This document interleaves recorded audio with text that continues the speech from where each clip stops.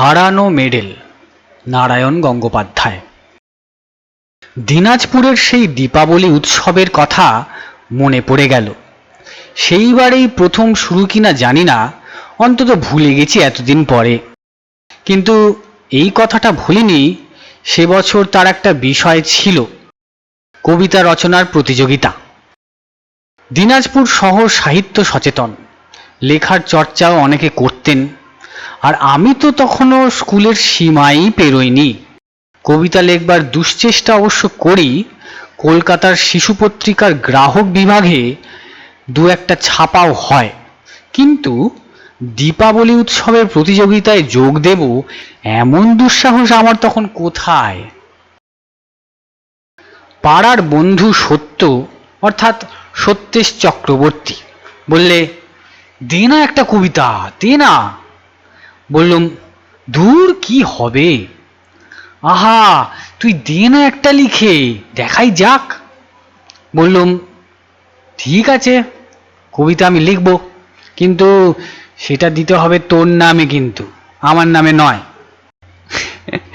একটু চাপা হাসি হাসলো সত্য, বললে, আচ্ছা, তাই হবে। দীপাবলির ওপর একটা কবিতা তো লেখা গেল। কি সেই কবিতা, আজ স্মৃতি থেকে উদ্ধার করা অসম্ভব। কেবল মনে আছে তাতে কিছু রাজনীতির আভাস ছিল। সাম্প্রদায়িক বাটোয়ারা নিয়ে খোদ প্রকাশ করা হয়েছিল। দেশমাতার জন্যে দক্ষ ছিল, আর মহাকালীকে আহ্বান করে বলা হয়েছিল, আজ আমাদের দেশে শ্মশান দীপাবলি, কঙ্কালেরা বুকের পাঁজরে প্রদীপ জ্বেলেছে। হে দেবী, এরই মধ্যে তুমি আবির্ভূত হও। খুব সাবলাইম শোনাচ্ছে, কিন্তু অল্প বয়সের আবেগে তা কিরকম দাঁড়িয়েছিল এতদিন পরে সেটা অনুমান করা অসম্ভব নয়। যাই হোক, কবিতা রচনা করে সত্যকে দেয়া গেল, এবং আর কদিন বাদে সেটির অস্তিত্বই প্রায় ভুলে গেলুম আমি। কিছুদিন পরে দীপাবলি উৎসব, নিছক দর্শকের ভূমিকাতেই গেছি সেখানে। মঞ্চে কি সব আলোচনা চলছিল, হঠাৎ তার মাঝখান থেকে, কি কি কি ব্যাপার, একজন কেউ আমার নাম ডাকছেন যে।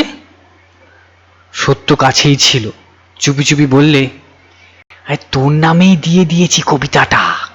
কি অন্যায়, কি অন্যায়। যেমন রাগ হলো তেমনি অস্বস্তি। ভাবলুম, শ্রোতাদের সামনে সব প্রতিযোগী কবিতা পড়বে, তারপর হবে বিচার। হাত পা কাঁপতে লাগলো ভয়ে। স্কুলের প্রাইজ না হয় করজোড়ে দাঁড়িয়ে আবৃত্তি করে আনা যায়, কিন্তু এই জনতার সামনে, তাতে নিজের কবিতা, এমন বিপদও পড়ে। মঞ্চ থেকে আহান আসছে, দাঁড়িয়ে থাকা গেল না, বন্ধুরাই ঠেলে এগিয়ে দিলে,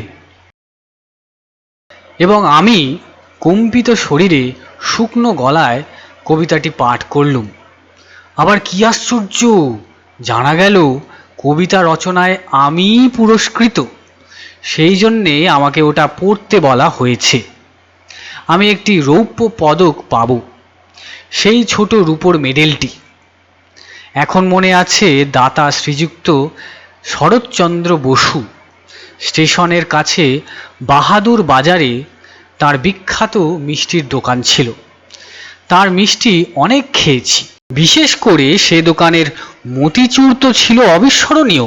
তিনি মাধুর্যের কারবারি, কিন্তু কবিতার রসেরও সন্ধান রাখতেন। সে খবর কে জানত?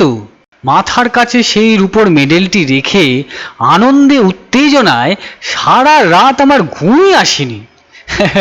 তারপর যুগ যুগান্তর চলে গেল। পদক পুরস্কার আরও কিছু কিছু আমি পেয়েছি, সাহিত্যের চর্চা করে, বিশ্ববিদ্যালয়ের পরীক্ষায়। কিন্তু সেই ছোট্ট রূপোর মেডেলটির কথা কিছুতেই ভুলতে পারিনি।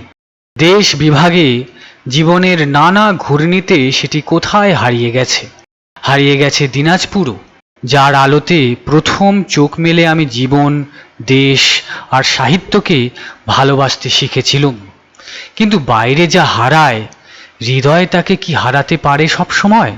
থেকে থেকে বুকের ভেতরে পদ্মের মতো ফুটে ওঠে দিনাজপুর শহর, বড় মাঠের দেবদারু বনের সন্ধ্যার গন্ধ, কাঞ্চন নদীর হাওয়া, রাজবাড়ির কালিয়াকান্তজির মন্দির থেকে সন্ধ্যার আরতি, সব একসঙ্গে মিলে সেই পদ্মটির সুরভিত পর্ণপুটটি গড়ে দেয়। তারই মাঝখানে ঝিকমিক করে জ্বলতে দেখি আমারই হারিয়ে যাওয়া রূপোর মেডেলটি।